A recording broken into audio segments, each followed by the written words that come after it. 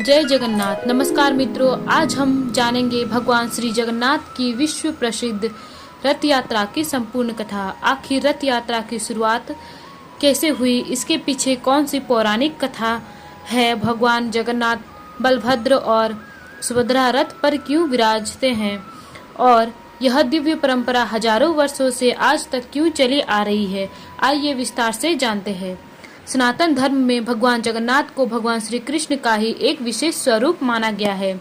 ओडिशा के पुरी धाम में स्थित जगन्नाथ मंदिर 4 धामों में से एक है।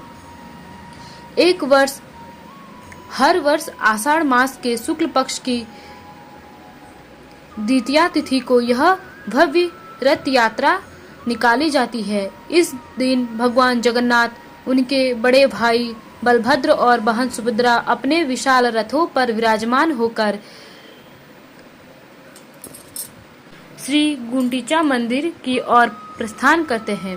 लेकिन इस रथ यात्रा की शुरुआत कैसे हुई, इसके पीछे कई पौराणिक कथा प्रचलित है, जिनमें सबसे प्रसिद्ध कथा है राजा इंद्रद्युम्न से जुड़ी है। कहा जाता है कि प्राचीन समय में मालवा के राजा इंद्रद्युम्न भगवान विष्णु के परम भक्त थे। एक दिन उन्हें पता चला कि नीलाचल पर्वत पर भगवान स्वयं नीलमाधव के रूप में विराजमान हैं। राजा ने अपने दूतों को उनकी खोज में भेजा। कई दिनों की खोज के बाद विद्वान ब्राह्मण विद्यापति को नीलमाधव के दर्शन का सौभाग्य प्राप्त हुआ। वहां एक वनवासी प्रमुख विश्ववसु प्रतिदिन गुप्त रूप से भगवान की पूजा करता था। बहुत आग्रह करने पर विश्ववसु विद्यापति को भगवान के दर्शन कराने ले गया, लेकिन उसकी आंखों पर पट्टी बांध दी गई थी ताकि वह स्थान किसी को न बता सके। विद्यापति ने बुद्धिमानी से अपने साथ सरसों के बीज ले गए और रास्ते में उन्हें गिराते चले गए। कुछ समय बाद उन्हीं बीजों से पौधे उग आए और मार्ग पहचान में आ गया। जब राजा इंद्रद्युम्न स्वयं उस स्थान पर पहुंचे तो भगवान नीलमाधव वहां से अंतर्ध्यान हो चुके थे। राजा अत्यंत दुखी हुए। तभी आकाशवाणी हुई कि समुद्र तट पर एक दिव्य दारू अर्थात पवित्र लकड़ी का विशाल कुंडा मिलेगा। उसी से भगवान की मूर्तियां बनाई जाएगी। कुछ दिनों बाद समुद्र किनारे दिव्य लकड़ी मिली।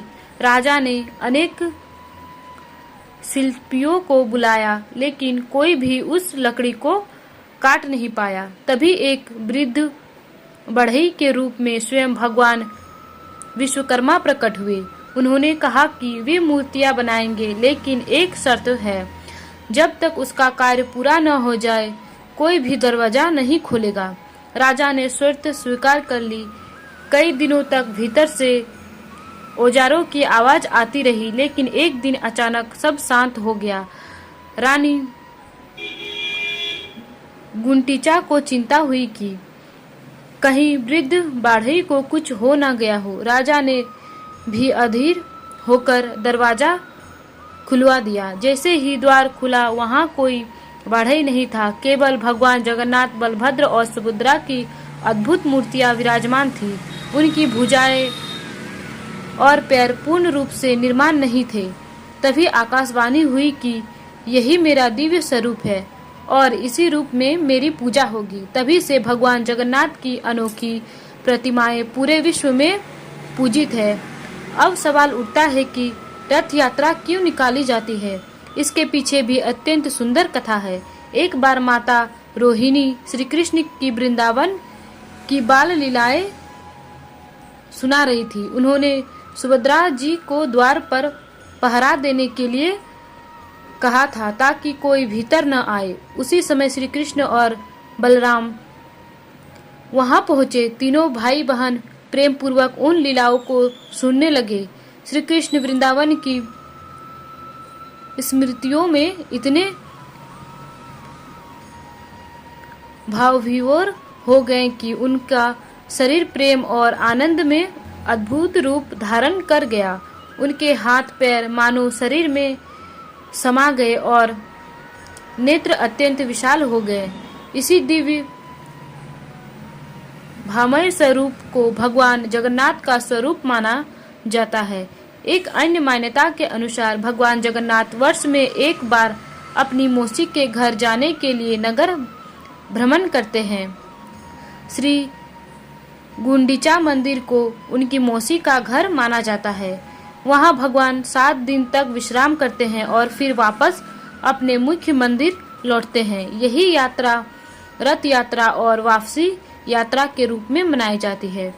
रथ यात्रा में 3 अलग अलग रथ बनाए जाते हैं। भगवान बलभद्र का रथ सबसे पहले चलता है, जिसे तालाध्वज कहा जाता है। इसके बाद देवी सुभद्रा का रथ चलता है, जिसे दर्पदलन या देवदलन कहा जाता है। सबसे अंत में भगवान जगन्नाथ का विशाल रथ चलता है, जिसे नंदीघोष कहा जाता है। हर वर्ष इन तीनों रथों का निर्माण नई लकड़ियों से किया जाता है।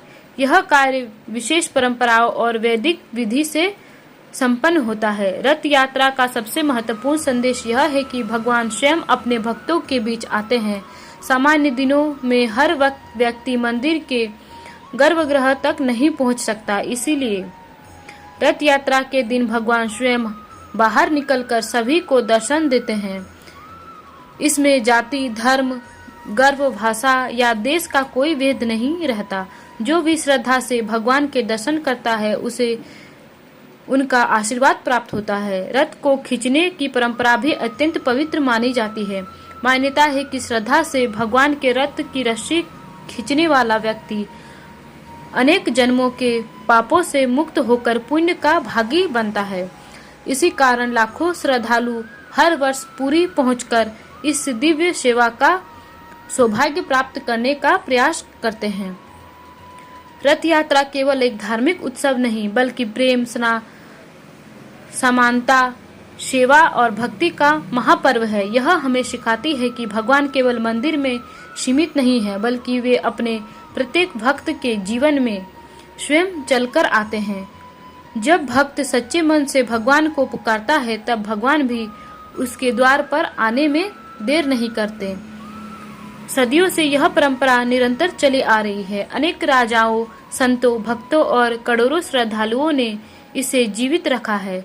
आज भी आषाढ़ मास के द्वितीया तिथि को पुरी में लाखों लोग और दुनिया भर के करोड़ों श्रद्धालु इस दिव्य रथ यात्रा का दर्शन करते हैं। यह केवल भारत की ही नहीं, बल्कि विश्व की सबसे महान और विशाल धार्मिक यात्राओं में से एक मानी जाती है। अंत में यही कहा जाता है कि भगवान जगन्नाथ की रथ यात्रा हमें प्रेम, समर्पण, करुणा और समानता का संदेश देती है। यह याद दिलाती है कि भगवान अपने भक्तों में कभी दूर नहीं जाते। वे समय समय पर स्वयं उनके बीच आते हैं, उनका दुख दूर करते हैं और उन्हें धर्म, भक्ति तथा सत्य के मार्ग पर चलने की प्रेरणा देते हैं। अगर आपको यह जानकारी पसंद आई हो तो वीडियो को लाइक करें, चैनल को सब्सक्राइब करें और कमेंट में जय जगन्नाथ जरूर लिखें। आपका दिन शुभ हो। धन्यवाद।